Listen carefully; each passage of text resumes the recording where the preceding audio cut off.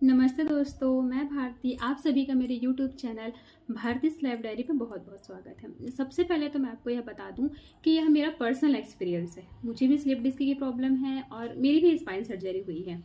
मैं अपने चैनल पे व्लॉग्स के माध्यम से आप सभी तक कुछ बातें शेयर करना चाहूँगी, जैसे मुझे स्लिप डिस्क की प्रॉब्लम कैसे हुई, सर्जरी की आवश्यकता कब पड़ी और क्या सर्जरी के बाद भी मैं अपना सामान्य जीवन जी पा रही हूँ या नहीं। इन सभी चीज़ों को मैं आपके साथ व्लॉग के माध्यम से धीरे धीरे शेयर करने वाली हूँ। तो आइए जानते हैं मुझे ये प्रॉब्लम कब और कैसे हुआ था।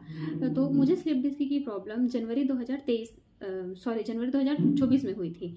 और जब मुझे प्रॉब्लम हुआ था, तो इससे पहले मुझे किसी प्रकार का कोई कमर दर्द या पैरों में दर्द बिल्कुल भी नहीं था।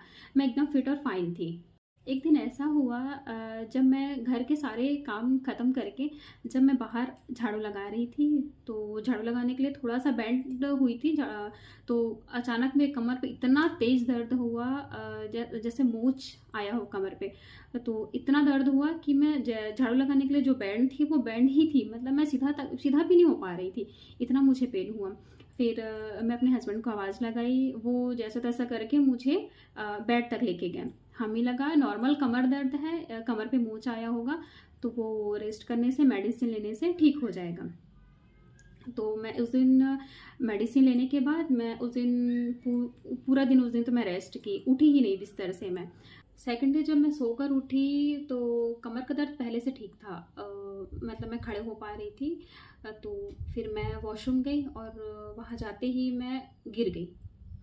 गिरने के बाद मैं अपने से उठने का बहुत प्रयास की, लेकिन मैं उठ नहीं पाई, क्योंकि मेरे पैर पे ताकत ही नहीं था। मतलब मेरा पूरा पैर ऐसा छूने से भी पता नहीं चल रहा था, और घुटने से नीचे और दोनों पैर ऐसा था कि छूने से भी पता नहीं चल रहा था, ताकत ही नहीं था।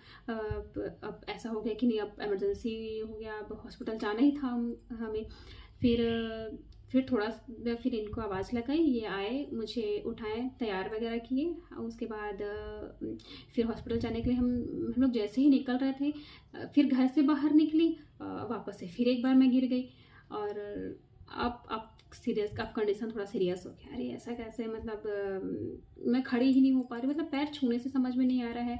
मतलब एक दो कदम मैं ठीक चल रही हूँ, और फिर अचानक से मैं गिर जा रही थी, और मुझे पता ही नहीं चल रहा था कि मैं गिर रही थी। मतलब ऐसा है कि मतलब यहाँ से मुझे कुछ समझ में नहीं आ रहा था कि मतलब क्या हो रहा है, कि मैं गिरने वाली हूँ, या मेरा पैर लड़खड़ा रहा है, कि मैं थोड़ा संभल जाऊँ, किसी चीज़ को पकड़ लूँ।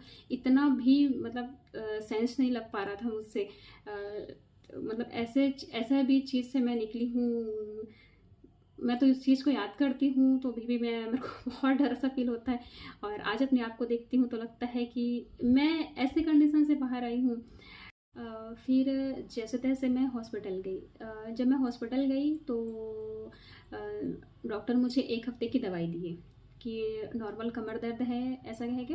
और 1 हफ्ते की दवाई दी, और 1 हफ्ता कंटिन्यू मुझे फिजियोथेरेपी के लिए बुलाया। तो मैं 1 हफ्ता फिजियोथेरेपी के लिए भी गई और मेडिसिन भी ली।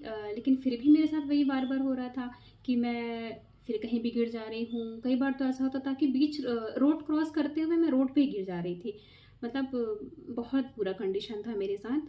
जब फिजियोथेरेपी और मेडिसिन लेने के बाद भी मुझे कोई राहत नहीं मिला, तो फिर मैं डॉक्टर से जिद करके वो एमआरआई लिखवाई। कि मैं बोली कि नहीं, आप एमआरआई लिखिए, बिना एमआरआई के कुछ भी समझ नहीं आने वाला, और ऐसे कितना टाइम तक मैं मेडिसिन लेते रहूँगी, ऐसे करके। तो फिर वो मुझे एमआरआई लिखे, और जब मेरा रिपोर्ट आया, उनके पास जब मैं लेके गई अपना रिपोर्ट, तो वो उन्होंने तब भी नहीं बताया मुझे कि स्लिप डिस्क की प्रॉब्लम है। फिर मैं बोली कि अब नहीं, अब यहाँ नहीं, अब डॉक्टर चेंज करना पड़ेगा मुझे। फिर मैं दूसरा डॉक्टर चेंज की। जब मैं दूसरा डॉक्टर चेंज की, फिर वहाँ अपना रिपोर्ट लेके गई, तो तब वो फिर मुझे बताया कि आपको स्पाइन की प्रॉब्लम है। आपके स्पाइन पे L2 L3 और एल L3 L4 में आपको स्लिप डिस्क हुई है। स्लिप डिस्क की प्रॉब्लम मेरे लिए बहुत नई थी, मतलब मैं कभी सुनी भी नहीं थी स्लिप डिस्क जैसी भी कोई चीज़ होती है। तो सबसे पहले तो मैं बहुत डर गई थी। उन्होंने भी मुझे कहा कि नहीं, इसका लास्ट ऑप्शन सिर्फ सर्जरी है। अब मैं बहुत डर गई थी। फिर ऐसा था कि मुझे सर्जरी करवाना नहीं था, डर डर लग रहा था सर्जरी से, तो मैं बोली अभी तो नहीं करवाना है। फिर मैं सर्जरी के लिए बिल्कुल मना ही कर।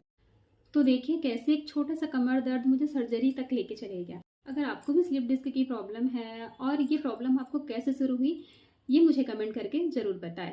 और आगे के व्लॉग में मैं आपको अपने आगे की जर्नी बताऊंगी कि कैसे मुझे ऐसा कौन सा इमरजेंसी आया कि मुझे सर्जरी तक जाना पड़ा, और ये सारी चीज़ों के बारे में मैं आपको अगले व्लॉग में बताऊंगी। अगर मेरी कहानी किसी एक भी व्यक्ति की हिम्मत बनेगी तो मुझे बहुत अच्छा लगेगा। अगर आप मेरे चैनल पे नए हैं तो मेरे चैनल को सब्सक्राइब करें, लाइक करें और शेयर करना ना भूलें। धन्यवाद।